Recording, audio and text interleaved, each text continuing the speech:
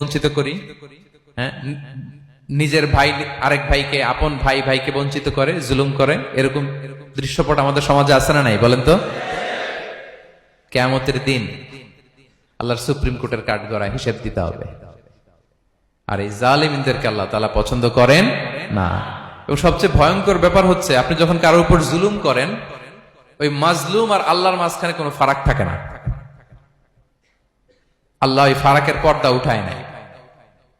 বিষ্ণু বলেন, ইত্তাকি দাওয়াতাল মাজলুম, তোমরা মজলুমের বদদোয়াকে ভয় করো, খবরদার।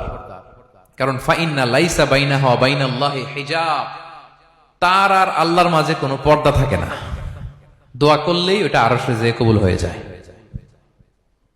আল্লাহ তাআলার চারিপাশে অনেক পর্দা আছে।